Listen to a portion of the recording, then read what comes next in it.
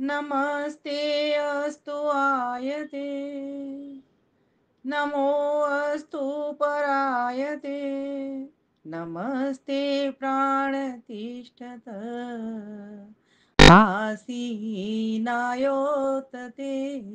नमः।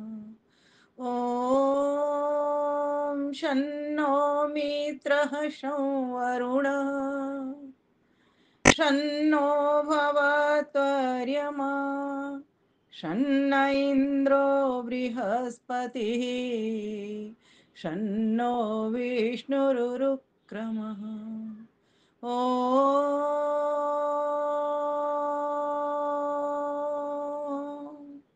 नमो ब्रह्मणे नमस्ते वायो त्वमेव प्रत्यक्षं ब्रह्मासि त्वामेव प्रत्यक्षं ब्रह्म वदिष्यामि ऋतं वदिष्यामि सत्यं वदिष्यामि तन्मावतु तदवक्तारमवतु अवतु माम् अवतु वक्तारम् अवतु माम् अवतु वक्तारम्। ओम शांति शांति शांति। परमपिता परमेश्वर की सन्निधि को अनुभव करते हुए उपस्थिति को कोटिशः प्रणाम करते हुए आज के इस कार्यक्रम के मुख्य संयोजक, चैनल के सनातन संचयन चैनल के संस्थापक तथा इस कार्यक्रम को बहुत ही कुशलता के साथ में संचालित करते प्रिय आचार्य सार्थक जी, आपने इस दिन को बड़ा ही खास दिन बनाया और सबको ये बताया अपनी वाणी के द्वारा कि वास्तव में ये जो गुरु पूर्णिमा का जो दिन है आया है, वो हमें ये बताने के लिए आया कि गुरु का नित्य सम्मान होना चाहिए। गुरु का कोई एक खास दिन नहीं होता, गुरुता का कोई एक खास दिन नहीं होता। बहुत सुंदर आपने बात रखी, बहुत सुंदर प्रेरणा आपने हमको इस मंच से दी। नित्य प्रति प्यारे भाइयों बहनों, आप सभी को भी मैं अपना सादर अभिवादन करती हूँ। साथ ही साथ पूज्य स्वामी विवेकानंद जी महाराज, जिनकी अभी हमने आशीर्वचनों का लाभ लिया, जिनसे हमने मार्गदर्शन लिया, प्रेरणा प्राप्त की, तथा आज इस कार्यक्रम में एक और वक्ता हमारे श्रद्धेय स्वामी शांतानंद सरस्वती जी, जिनका भी अभी हम मार्गदर्शन मेरे बाद में लेंगे। सभी बने रहेंगे अंत तक कार्यक्रम में। मात्र 5 बजे तक का कार्यक्रम है, जिसमें से 4:15 अभी हो चुके हैं और 45 मिनट में हमें ये पूर्ण करना है। देखते हैं किस तरह से कर पाते हैं। बातें बहुत अधिक हैं, कुछ बातें हमने कल कही, कुछ बातें आज। तो जैसा कि विषय आ रहा है सामने, गुरु समर्पण क्यों, कैसे और गुरु पर्व की क्या उपयोगिता। तो ऐसा हम सभी जानते हैं कि पर्व का अर्थ होता है पर्वती पूरयति जनान आनंदेन इति पर्व। पर्व उसको कहते हैं, जनान अर्थात सभी मनुष्यों को जो क्या देता है, पूर्णता देता है, पूर्णता की ओर ले जाता है। कैसे ले जाता है? प्रेरणाएं देकर के ले जाता है। प्रेरणाओं को मान करके क्या होता है, जीवन में प्रशंसनीय जीवन बन जाता है। तो पर्व वे होते हैं जो हमको प्रेरणा देते हैं, जो हमको प्रशंसनीय बनाते हैं और जो हमको उस पूर्णता की ओर ले जाने वाले होते हैं। लेकिन कैसे? तो कहा प्रेम से भर करके ले जाने वाले होते हैं। तो कहीं ये विषय भी यही हमको समझाने का प्रयास कर रहा है। और इस जो विषय है, इसमें शब्दों पर आप थोड़ा सा ध्यान करेंगे। गुरु, आप सभी जानते हैं गृह धातु से ये गुरु शब्द बनता है, लेकिन इसकी अगर व्याकरण की निष्पत्ति देखेंगे तो क्या कहता है ये? तो कहता है गृणाति उपदिशति वेद विद्याम शास्त्रम आचाराम वा इसी सह गुरु। गुरु कौन होता है? जो कि वेद विद्या, शास्त्रों का और आचरण का ज्ञान कराता है, समझ देता है, हमको सूझबूझ प्रदान करता है, अर्थात हमें नेत्र देता है, हमारे नेत्रों को खोलता है। चक्षु उन्मीलितम ये नः तस्मै श्री गुरुवे नमः। इसलिए उस गुरु को हम नमस्कार करते हैं। तो गुरु कौन हुआ? जो हमको वेद वाणी की ओर ले जाता है, वेद वाणी में निष्णात है, वेद निष्ठ है, वेद का ज्ञाता है, वेद को अच्छी तरीके से उसने अपने जीवन में रचा बसा लिया है, वो हमारा गुरु होता है। जब तक व्यक्ति के पास सत्य ज्ञान नहीं है तो दूसरे व्यक्तियों को भी वो सत्य राह प्रशस्त नहीं कर सकता। इसलिए गुरु को हमको यूं ही आंख बंद करके नहीं मानना। जिसका जीवन अगर बोलता है, अगर जीवन में वो चीजें आ रही हैं, जरूरी नहीं है कि कोई व्यक्ति पूर्ण हो जाएगा। कोई भी गुरु, जो देहधारी गुरु हैं, वे पूर्ण कोई भी नहीं हो सकते। क्योंकि आत्मा कैसा है? अपूर्ण है और अल्पज्य है, कम जानने वाला है और अपूर्ण है, अर्थात वो पूरा नहीं है। पूर्ण तो एक परम पिता परमेश्वर है, जो गुरुओं का भी गुरु है, जिसको महर्षि पतंजलि ने योग दर्शन में कह दिया, स एषः पूर्वेशाम अपि गुरु कालीन अनवच्छेदात। जिसका कि काल से भी भिन्न नहीं होता, जिसकी कभी मृत्यु नहीं होती, भूत में भी था, वर्तमान में भी है, भविष्य में भी रहने वाला है। और पूर्वेशाम अपि, पूर्व में उत्पन्न हुए गुरु, फिर उनके भी गुरु, फिर उनके भी गुरु, फिर अनादि अंतिम जो कारण बचा रह जाता है, वो परम पिता परमेश्वर गुरु, सभी का गुरुओं का भी जो गुरु है, जिसका काल भी नाश नहीं कर सकता, ऐसा ही गुरु हमारा सही माने में सदगुरु है। लेकिन प्रश्न खड़ा होता है कि उस गुरु से तो हमारी मुलाकात इतनी आसानी से हो नहीं पा रही है, जबकि वो हमारे पास है, बाहर भी, भीतर भी, ऊपर भी, नीचे भी, सभी दिशाओं में। ईशावास्यमिदं सर्वम यत्किंच जगत्याम जगत, कोई जगह उससे छूटी नहीं है, कण कण में उसका वास है। कोई ना स्थान से उसकी दूरी है, न किसी समय से उसकी दूरी है, न किसी वस्तु से, व्यक्ति से, प्राणी से, किसी भी चीज से दूरी नहीं है। न समय से दूरी, न ज्ञान से दूरी, किसी से। लेकिन दूरी है तो अज्ञान की दूरी है। इसलिए गुरु क्या करता है? तो गुरु क्या करता है? हमको ज्ञान की शलाका देता है। ज्ञान अंजनम शलाकया, ज्ञान की शलाका से क्या करता है? अज्ञान तिमिर अंधस्य, अज्ञान तिमिर अंधस्य ज्ञानांजनम शलाकया। ज्ञान का अंजन, अंजन कहते हैं काजल को। जिस प्रकार से आंखों में कोई गंध आ जाती है और उसको गरम गरम काजल लगा करके उसकी गंध को निकाल दिया जाता है, उसी प्रकार से जो गुरुवर होते हैं वे क्या करते हैं? हमारे भीतर आए हुए 7 विकार, काम, क्रोध, मोह, लोभ, अहंकार, राग, वो ईर्ष्या, द्वेष, राग और द्वेष को एक मान के चलिए, और ईर्ष्या, ये जो 7 विकार हैं, ये 7 विकार हमको गुरु का सम्मान करने नहीं देते। क्यों? क्योंकि ये हमको स्वयं ही गुरु बना बैठा देते हैं। मन के भीतर इतना, हमारे भीतर अहंकार पैदा हो जाता है कि मुझसे अधिक कोई जानने वाला नहीं है। लेकिन ध्यान देना, ज्ञान अनंत है, इसकी कोई सीमा नहीं है। जब जब सृष्टि परमेश्वर बनाता है, तब तब वेदों, वेद रूपी काव्य को हमको देता है, सृष्टि रूपी काव्य को भी देता है, लेकिन साथ साथ उसके ज्ञान की बुक को भी, बुकलेट को भी हमारे साथ नत्थी करके दे देता है। प्रत्येक व्यक्ति के भीतर ये ज्ञान है, लेकिन अज्ञान, अंधेरा इतना अधिक है, उसी अंधेरे को दूर करने के लिए गुरु आते हैं। और ये 4 मास तो विशेष हो जाते हैं, चातुर्मासी इनको कहा जाता है। क्यों? आषाढ़, श्रावण, भाद्रपद और आश्विन अर्थात क्वार, ये 4 मास कैसे होते हैं? ये वर्षा काल का मौसम है। अभी भी देख रहे हो आप कितनी वर्षा हो रही है। आज से तो श्रावण मास प्रारंभ हो गया, लेकिन आषाढ़ में भी पूरे आषाढ़ वर्षा हुई है। इसीलिए आषाढ़ का जब अंत हो रहा है, श्रावण का जब प्रारंभ हो रहा है, और प्रारंभ से पूर्व की जो संध्या है, वो क्या रही? आषाढ़ की पूर्णिमा रही। तो आषाढ़ की पूर्णिमा का विशेष महत्व तो इसीलिए भी हो जाता है कि अब गुरुजन आ गए एक रात पहले। अब हमें पूरे श्रावण मास, कुछ गुरुजन तो पहले ही आ जाते हैं, पूरे 4 मास तक रहते हैं। क्योंकि देखो, गुरुकुल भी बहुत दूर होते हैं, जंगलों में होते हैं, वहां भी पानी भर जाता है। बच्चों की छुट्टियां कर दी जाती हैं, बच्चे अपने गांव में आ जाते हैं। अब वो गांव में क्या सीख करके आए, अपने माता पिता को कितना बता पाते हैं, कितना नहीं बता पाते हैं, वो तो बन रहे हैं, लेकिन माता पिता के पास अभी अध्यात्म का ज्ञान कितना गया हुआ है। तो इसके लिए भी गुरुजन भी गांवों को सुंदर बनाने के लिए, अध्यात्म के रंग में रंगने के लिए, पूरे गांव को भगवा रंग से ओत प्रोत करने के लिए वे गुरुजन भी इन दिनों में आया करते हैं। और उनके माता पिता, उनके सभी परिवारी जनों को अध्यात्म की शिक्षा देते हैं। और गुरुवर उनके सम्मान में, उनके स्वागत में, उनके नमन में, उनके वंदन में, उनके चंदन करते करते उनके अभिनंदन में बहुत बड़ा समारोह कर दिया करते हैं। इतना बड़ा समारोह, और पब्लिक को, एक एक पब्लिक को, गांव के बगल में जितने भी और गांव होते हैं, शहर होते हैं, दूर दूर तक खूब प्रचार प्रसार करते हैं कि गुरु आ रहे हैं। और सब लोगों को पता लग जाता है, जब वर्षा का काल आ जाता है तो गुरुजन आएंगे और सभी के घरों में अध्यात्म की शिक्षा देंगे, सुख, जिससे कि सुख पैदा होगा, सुख की बारिश होगी। क्यों? क्योंकि अध्यात्म की शिक्षा, जो ज्ञान की शिक्षा है, वो हमें त्रैतवाद की शिक्षा देगी। मैं कौन हूं, किस लिए आया हूँ? मेरा कर्तव्य क्या है? और मैं क्या कर बैठा हूँ? मेरा पिछला जीवन कैसा गया? आगे का मेरा जीवन कैसा जाना है? इस बात को विचार करने की भी जिज्ञासा जो पैदा होती है, वो उस गुरुजन के ही आगमन मात्र से होती है। उन्हीं के मार्गदर्शन में, उन्हीं के ही आशीर्वाद से होती है।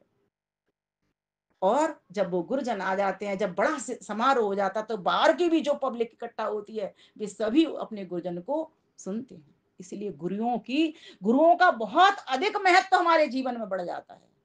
क्योंकि जब तक ज्ञान का अंजन नहीं डलेगा, तब तक अविद्या रूपी अज्ञान हमारा हटेगा नहीं, अंधकार हमारा हटेगा नहीं। इसीलिए ज्ञान की हर किसी को जरूरत है।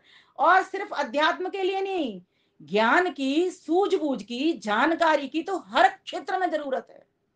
कोई भी आप एक छोटा सा काम करिए, अगर आपको उसके विषय में पूरा ज्ञान है, तो आप उस कार्य में सफल हो जाओगे, उस क्षेत्र में सफल हो जाओगे। अगर अधूरा ज्ञान है, तो उस क्षेत्र में असफल हो जाओगे।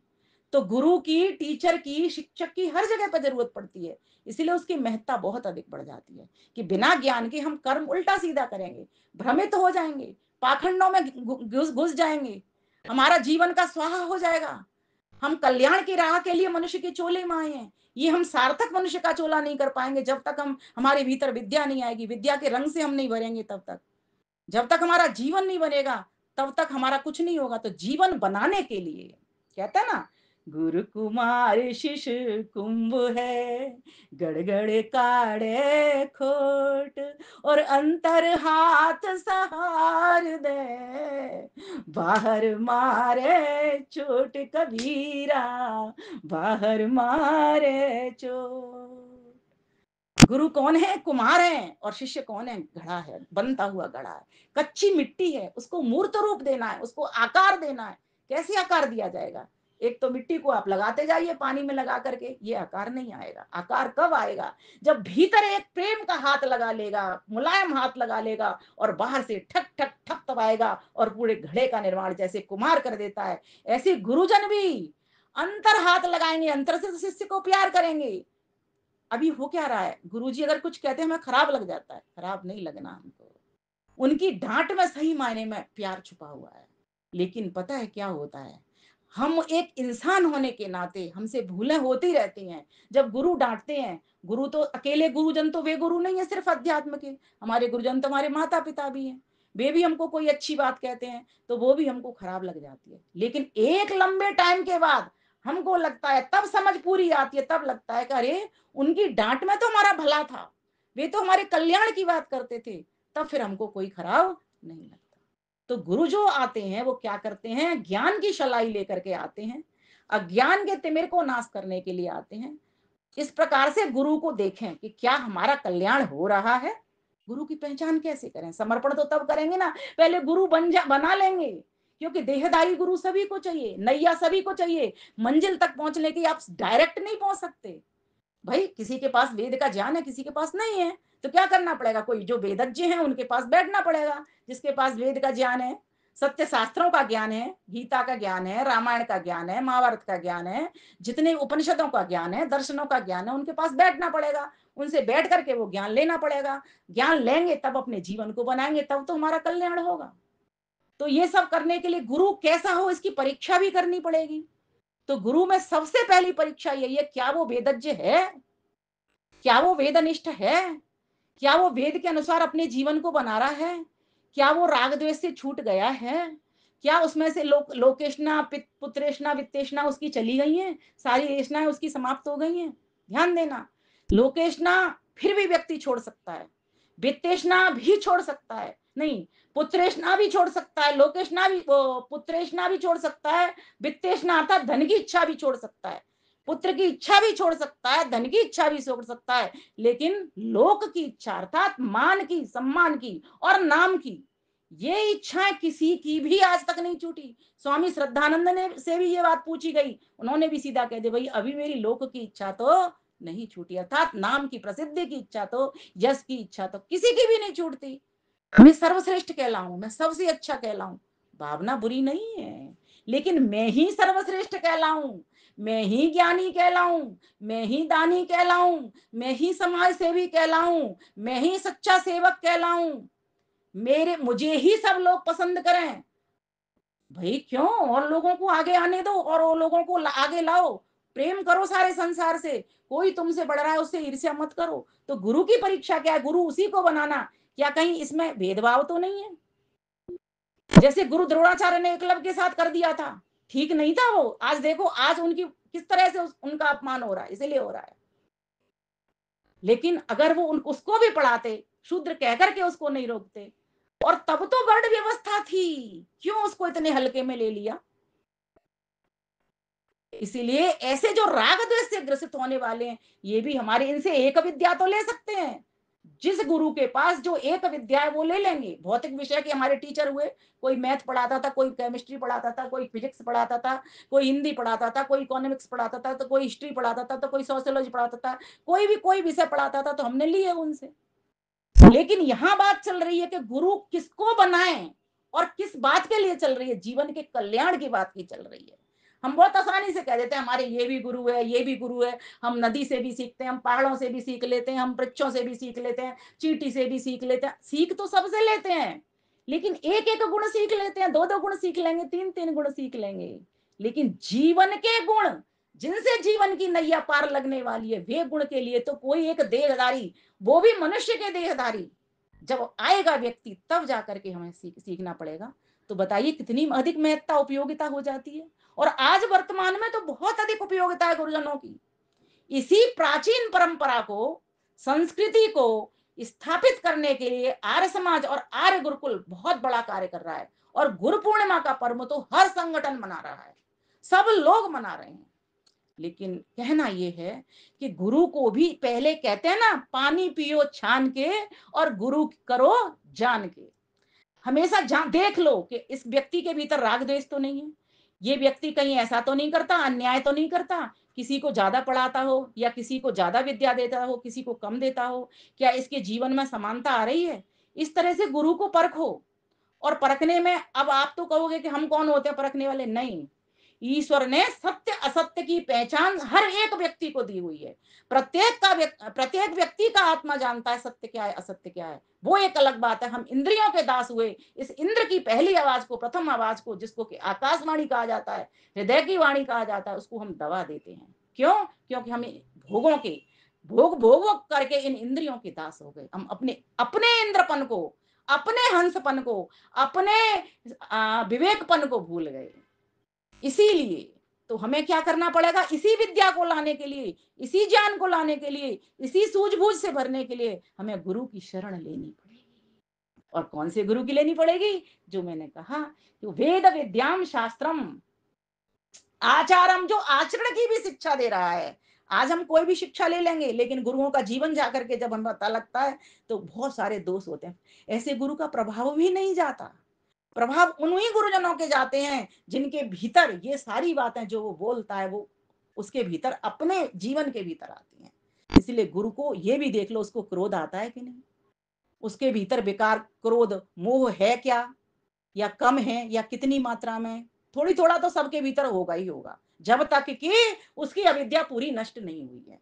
लेकिन एक मात्रा के हिसाब से भी हम ये अंदाजा लगा सकते। दूसरी बात, कई बार हमने देखा है, हमें पहचान करने में ये भी भूल हो जाती है कि हजारों की लाखों की भीड़ भीड़ एक गुरु के पीछे चल रही है, तो हमें लगता है कि ये गुरु बहुत ऊंचा होगा तभी इसके पीछे चल रही है। लेकिन कुछ गुरु सही में जिनका जीवन बन रहा है, उनके पीछे इतनी भीड़ नहीं दिखाई दे रही, नहीं दिखाई दे, ऐसा लगता है ना। तो उसके लिए मैं सबसे बढ़िया बात बताया करती हूँ कि अपने शास्त्रों की ओर नजर करिए।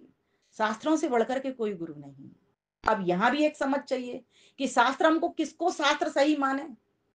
तो हम सभी जानते हैं और मानते हैं कि वेद हमारे मूल हैं। और अब जहां जहां से वेद का ज्ञान जा रहा है, जहां जहां कहीं भी किसी भी संगठन में गया, किसी भी ग्रंथ के भीतर गया, अर्थात वेद का ज्ञान सच्चा होना चाहिए। जहां जहां सच्चा ज्ञान गया, अच्छा ज्ञान गया, कल्याण का ज्ञान गया, उपकार का ज्ञान गया, और ऐसा ज्ञान गया कि ये करणीय कर्म, ये छोड़ने योग्य कर्म, ये ब्राह्मण के कर्म, ये वैश्य के कर्म, ये शूद्र के कर्म, ये वर्ण व्यवस्था को मानने वाला हो, जाति व्यवस्था को मानने वाला नहीं हो, योग्यता के आधार पर वर्णों को मानने वाला हो, अगर ऐसा कहीं किसी भी ग्रंथ में जा रहा है, वो ग्रंथ हमारे सच्चे हैं, अच्छे हैं, वेदानुकूल हैं। ऐसे ग्रंथों की शरण में जब हम रहेंगे, तो हमें गुरुओं की उपयोगिता पता चलेगी। क्योंकि जो ग्रंथ है ना, जो वेद के बाद के जो ग्रंथ हैं, वे सब गुरु परंपरा से ही चल रहे हैं। उसी वेद के ज्ञान को व्याख्यान ग्रंथों के माध्यम से, उपवेदों के माध्यम से, दर्शनों के माध्यम से, उपनिषदों के माध्यम से और अनेकानेक उनके संबंधित ग्रंथों के माध्यम से उसी बात को हम तक पहुंचाने का कार्य गुरुजनों ने किया है। इसीलिए गुरुओं की महत्ता बहुत अधिक बढ़ जाती है। और दूसरी बात कही कि गुरु इतने अच्छे, हमने ये तो कह लिया कि गुरु में इतनी विशेषताएं हम देखें, लेकिन शिष्य में भी तो कुछ विशेषताएं ऐसी होनी चाहिए जो गुरु का आदर कर पाए, गुरु को मान दे पाए, गुरु का सम्मान कर पाए। तो उसके लिए क्या कहा? तो कहा विनय फलम शुश्रूषा, गुरु शुश्रूषा फल श्रुतम ज्ञानम, ज्ञानस्य फलम विरति, विरति फलम च आश्रय निरोध, आश्रय निरोध। कहा विनम्रता का फल क्या है? सेवा करना। और सेवा का फल क्या है? जब हम गुरुजी के पास बैठेंगे, उनकी सेवा करेंगे, उनकी बात को ध्यान पूर्वक सुनेंगे तो क्या होगा? उससे हमको ज्ञान की उपलब्धि होगी, हमें मार्गदर्शन मिलेगा, मार्गदर्शन मिलते मिलते उनका आशीर्वचन मिलेगा, और आशीर्वचन मिलेगा तो क्या हुआ? ज्ञान जब हो जाएगा तो हम विरक्ति हमारे भीतर आएगी, और जब विरक्ति आ जाएगी वैराग्य का भाव आ जाएगा, क्योंकि विवेक आएगा। ज्ञान आते के साथ ही वैराग्य आता है, विवेक के साथ ही वैराग्य आता है, तो विरक्ति आएगी। तो वैराग्य आते के साथ फिर हम कौन सा पथ पकड़ लेंगे? मुक्ति का पथ प्रशस्त हमारा वो हो जाएगा। लेकिन कब होगा? तो पहली बात कह दी विनय फलम शुश्रूषा, गुरुजी की बात को ध्यान पूर्वक सुनिए। गुरुजी ने कोई बात कही, समर्पण कैसे करें? प्रश्न ये भी उठाए यहाँ पर, गुरु को समर्पण कैसे करें? तो गुरु को समर्पण के लिए एक छोटी सी बात आपको सुनाती हूँ, पकड़ में लेनी चाहिए आपको। कहा जाता है महात्मा बुद्ध के बहुत सारे शिष्य थे, शिक्षा दिया करते थे। एक शिष्य का नाम, जिनकी बात करना चाह रही हूं, आनंद था, एक का नाम था महाकश्यप। महाकश्यप भी अपने गुरु की सेवा सम्मान खूब किया करता था, और आनंद भी खूब सेवा सम्मान किया करता था। महाकश्यप गुरुजी के साथ बैठता था, सोता था, सारे काम गुरुजी के करता था, और गुरुजी से मार्गदर्शन लेता था, और अपने जीवन के कल्याण की ओर बढ़ रहा था। उसी प्रकार से वह भी कर रहा था। लेकिन एक दिन क्या हुआ कि जब वो देखता है, आनंद आया, और आनंद देखता है कि वो आकर के कश्यप जो नाम का शिष्य है, जो साथी शिष्य है उसका, और गुरुजी के चरण दबा रहा है। गुरुजी ने उसको कोई ज्ञान नहीं दिया, कुछ नहीं कहा, बस चरण दबा करके और उनको सुला करके चादर ढक करके वो चला जाता है, और बैठ करके ध्यान में मग्न हो जाता है, और उस आनंद की अनुभूति कर रहा होता है। उसने देखा ये महाकश्यप के साथ क्या हुआ, एक विद्युत सी तरंग सी इसके चेहरे पर दिखाई दे रही है, इतना ओज दिखाई दे रहा है, इतनी प्रसन्नता दिखाई दे रही है, इसके पीछे क्या कारण है? गुरुजी के पास जाता हूँ। अब साथियों में ये तो हो ही जाता है, थोड़ी सी ईर्ष्या भी पैदा होती है, थोड़ा सा द्वेष भी आ जाता है कि इसके भीतर ऐसा क्यों हो रहा है? ज्ञान तो मैं भी ले रहा हूँ, गुरुजी की सेवा तो मैं भी कर रहा हूँ, गुरु जी का सम्मान तो मैं भी कर रहा हूँ। तो भाग करके दौड़ करके गया, और ये सामान्य सी बात है, हम भी देखा करते हैं, ऐसा होता ही होता है। गुरुजी, आप, मैं भी आपकी सेवा करता था, मैं भी आपका सब कुछ करता हूँ, मैंने भी कोई कमी नहीं छोड़ी। अब देखो अहंकार बोल रहा है उसका साथ साथ गुरुजी से बात करते करते, लेकिन आपने इसको इतना ज्ञान दिया, देखो कैसा आनंद दिख रहा है उसका। तो कहते हैं देखो, तुमने मेरे लिए आनंद 3 शर्तें रखी थी। उसमें से पहली शर्त थी कि हमेशा मैं आपके साथ रहूंगा। तो मैंने हाँ कर दिया, यस कर दिया। फिर तुमने कहा कि जब तुम सोओगे तो मैं तुम्हारे साथ सोऊंगा, मैंने उसके लिए भी हाँ कर दिया। तो तीसरी शर्त ये थी, जो कोई आएगा मिलने से इनकार नहीं करो, मैंने इसमें भी हाँ कर दिया। तीनों शर्तों में हाँ कर दिया। अब वो ये देख रहा है कि हाँ कर दिया, पर लेकिन मैंने ये तीनों ही चीज आपके भीतर नहीं देखी। ना तो तुम मेरे साथ सोए कभी आनंद, ना तुम मेरे पास आए, और जो मैंने कोई बात की उसको अनसुनी कर दी, तुमने मेरी एक बात नहीं मानी। लेकिन समर्पण का अर्थ क्या है? गुरु ने जो बात कह दी, और गुरुजी कभी, जब आपने परख लिया ना एक बार, बार बार नहीं परखना।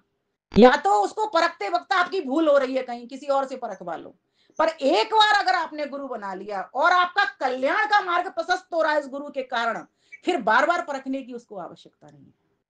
गुरु की बात को धैर्य से सुनो, थोड़ा सा चिंतन भी कर लो, उस वक्त हो सकता है आपको खराब भी लग सकती है कि ऐसा क्यों हो रहा है। हम भी उसी स्तर से निकल रहे हैं, लेकिन धीरे धीरे अपने स्तर को ऊंचा करने का प्रयास कर रहे हैं। गुरुजी कभी हमारे बुरी बात नहीं कहेंगे, हमारे लिए अच्छी ही बात कहेंगे। तो गुरु का हमेशा सम्मान करें, गुरु की हर बताई हुई बात को आदर दें, उसको माने, उस पर कभी शंका गुरुजी पर ना उठाएं।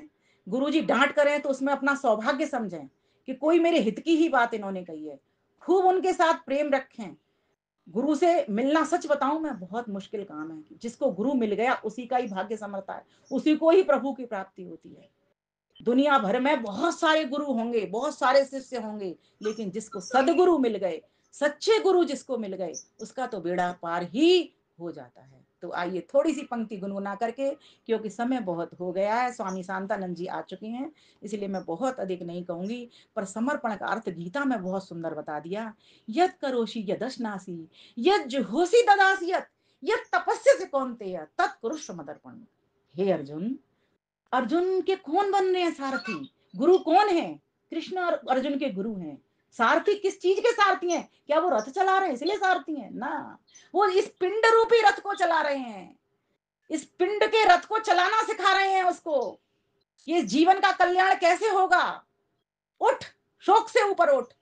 ये संसार नश्वर है, यहाँ कोई मेरा तेरा नहीं है, मेरा तो सिर्फ एक ही है, वो परमपिता परमेश्वर। देख मेरी ओर, मैं तुझे ब्रह्मांड का दर्शन कराता हूँ। बहुत सारा इसमें समय लगेगा, इसीलिए मैं अपनी वाणी को थोड़ा सा संक्षिप्त करते हुए, हे अर्जुन, तुम जो कुछ करते हो, यदश्नासी जो कुछ खाते हो, यद तपस्यसी यद करोसी, यदस्नासी यद जुहोसी जो कुछ तुम यज्ञ आदि पुण्य कार्यों को करते हो, यद तपस्यसी जो कुछ तुम तप आदि करते हो, वे सारे के सारे क्या कर दो, मत कुरुस्व मदर्पणम, अर्थात तत्कुरुस्व मदर्पणम, मेरे अर्पण कर दो ये सारे के सारे। अर्थात क्या क्या वो खाना नहीं खाए, क्या वो कपड़े नहीं पहने, क्या वो तप नहीं तपे, सारे काम करे, लेकिन किस भावना से करे?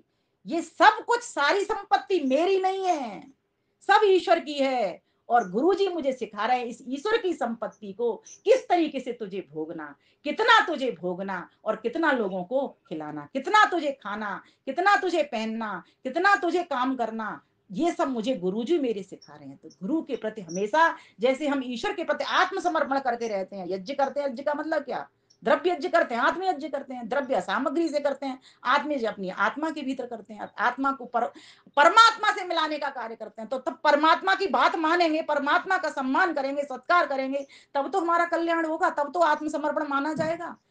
इसी चीज को तो महर्षि पतंजलि कहते हैं, ईश्वर परात्मा क्या मिलता है, समाधि सिद्धि। बताओ, इतनी बड़ी बात समर्पण से मिल जाती है। कब? जैसे ईश्वर से पूछ के सारे काम करते हैं, ऐसे गुरु जी से भी हम पूछ करके करें, तभी हमारी नैया भव सागर से पार लगेगी। आइए थोड़ा सा गुनगुना लेती हूँ। वास्तव में गुरु के पद पंकज स्पर्श करने योग्य होते हैं। और पद पंकज क्या, उनके आचरण, वो जैसा जीवन जीते हैं, वो ध्यान उपासना में बैठते हैं, हम भी ध्यान उपासना में बैठना प्रारंभ करें। वो सदा सच का पालन करते हैं, हम भी सदा सच का पालन करें।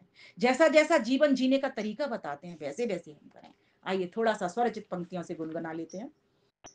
गुरु के चरण है शरण प्रभु की, राह दिखाए जो परम प्रभु की, गुरु के चरण है शरण प्रभु की। मेरे गुरु जी आ गए, मैं समर्पित करती हूँ इन पंक्तियों को।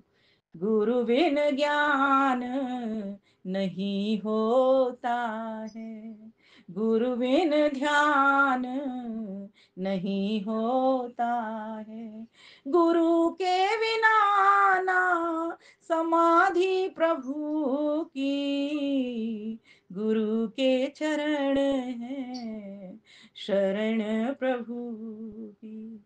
गंगा गुरु जानो यमुना को चेला, गंगा ने यमुना को सागर में मेला, डुबकी लगवाए उस स्वयंभू की, गुरु के चरण है शरण प्रभु की, गुरु के चरण है शरण प्रभु की।